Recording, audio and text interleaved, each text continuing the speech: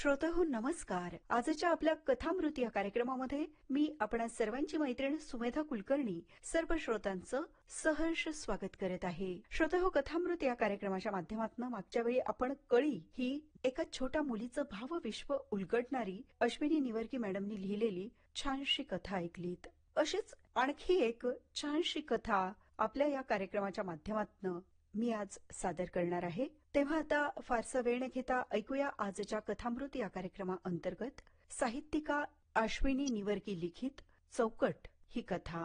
Outstanding performance. परीक्षकांचे हे बोल ऐकून हिराला खात्री पटली की अभिनयाचं पहिलं बक्षीस आपल्याला मिळणारच. हिरा नावासारखीच होती.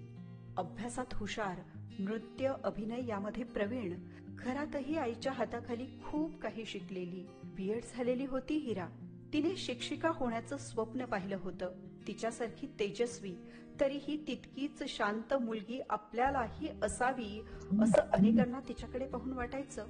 कॉलेजमधलं तिचं नाटक खूपच गाजलं होतं. तिचा परफॉर्मन्स बघायला तुफान गर्दी झाली होती. त्या गर्दीमध्ये एक चेहरा एकटक तिच्याकडे पाहत होता. तो चेहरा होता अमोलचा.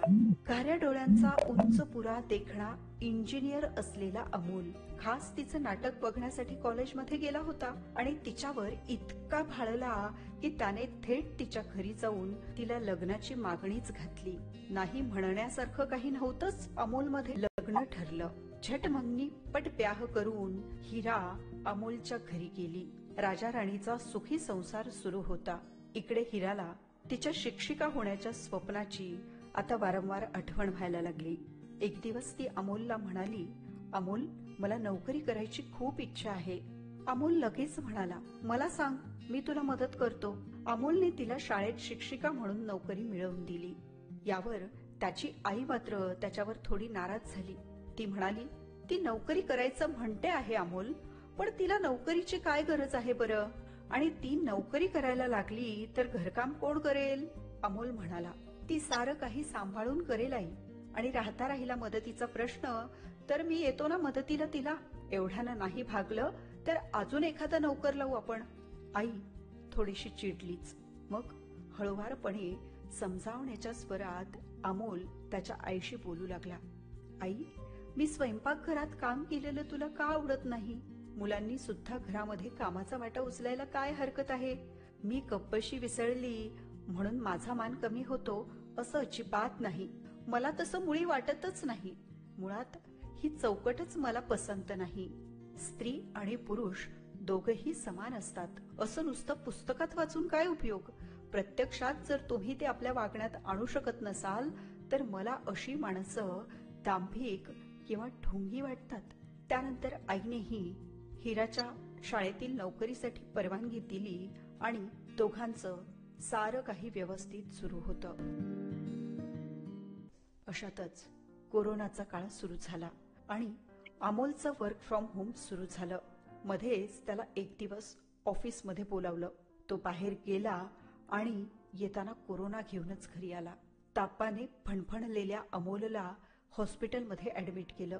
आता त्याला श्वास घ्यायला त्रास होऊ लागला आणि अखेर त्यानं हॉस्पिटलमध्येच शेवटचा श्वास घेतला.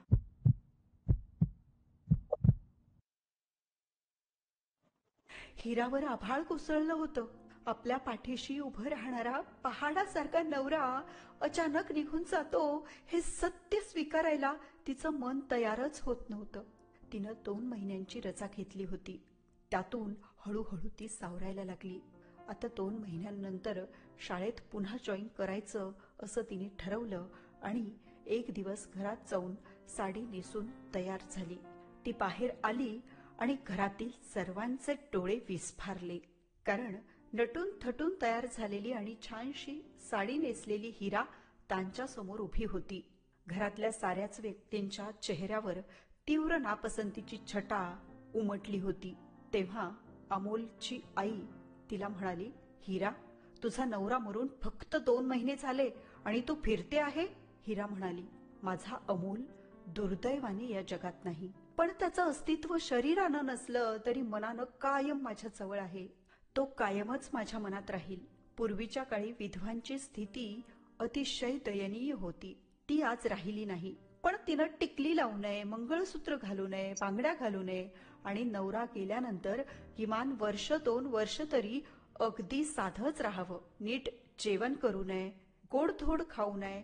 हे सगळं कशासाठी? विधवांसाठी जगणं सोपं नसतंच. 7 जन्माचा साथीदार असा मध्येच निघून जातो. त्यानंतरचं आयुष्य एकटीने काढायचं ही भावनाच मुळी काळजावर घाव घालणारी आहे. वरतून तिने कितीही सुखी असल्याचा मुखवटा लावला तरी आतल्या आत तिला होणारी वेदना तिला जाळत राहते. अशा वेळी तुम्ही तिला चांगली साडी नेसू नको, मेकअप करू नको हे सांगून तिच्या दुःखांवर अधिक डागण्या का देता? फक्त पांढरी साडी नेसली, सर्व दागिने घालायचे बंद केले आणि खाली मान घालून निमूटपणे राहिली तरच तिला दुःख आहे, एरवी नाही असं तुम्ही का समजता? समाजाने घालून दिलेल्या कुठल्याही चौकटी अमोलने कधीच स्वीकारल्या नाहीत. त्याच्या आयुष्यात प्रत्येक चौकट त्याने मोडली. आता विधवांसाठीची असलेली चौकट मी मोडत आहे. मी नेहमीच अमोलची होते आणि पुढेही राहीन. त्याचं माझ्या मनातलं स्थान कायम अबाधित राहील. त्याचं स्थान माझ्या मनातून कोणीही हिरावून घेऊ शकणार नाही हे मात्र नक्की. अगदी ठामपणे हिरा हे सारं सर्वांसमोर मांडत होती. पुढे ती म्हणाली, माझ्या अमोलला मी ज्या रूपात बघायला आवडत होते त्याच रूपात मी आयुष्यभर राहणार आहे. आता त्याच्या फोटो समोर उभी राहताना त्याला मी जशी हवी होती तशीच मी राहणार. तिने सर्वांपुढे तिच्या मनातील भावना अगदी मोकळ्या मनाने व्यक्त केल्या आणि ती शाळेत निघून गेली.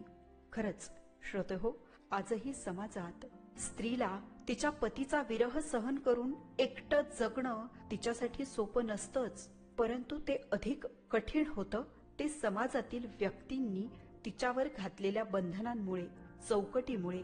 ही चौकट खरंच स्त्रीचं तिच्या जीवनातील स्वातंत्र्य हिरावून घेणारी अशीच आहे. आज काळ बदलला आहे, पण याही काळात आपण बघतो की अनेक व्यक्ती अशा बुरसटलेल्या विचारांना कवटाळून बसलेली आहेत. त्यामुळे एकट्या स्त्रीला तिचं जीवन नकोसं वाटतं. आजच्या आपल्या या कथेमधून मात्र अश्विनी मॅडमने हिरा या स्त्रीची जी भूमिका आपणा सर्वांसमोर मांडली ती बुरसटलेल्या खुळचट विचारांना डावलणारी आहे आणि नक्कीच समाजात स्त्रीचं स्थान स्वतंत्र आणि अबाधित ठेवणारी अशीच आहे, होय ना? श्रोतेहो, आत्ताच आपण कथामृत या कार्यक्रमाचा आनंद घेतलात. आजच्या आपल्या कथामृत या कार्यक्रमामध्ये आपण समाजातील विधवा स्त्रीवर घालण्यात येणारी बंधनांची चौकट मोडणाऱ्या हिरा या एका धैर्यशील कर्तृत्ववान स्त्रीची कथा ऐकली. नक्कीच तुम्हा आम्हा सर्वांच्याच मनाला स्पर्श करून जाणारी ही अश्विनी निवर्गी लिखित छानशी कथा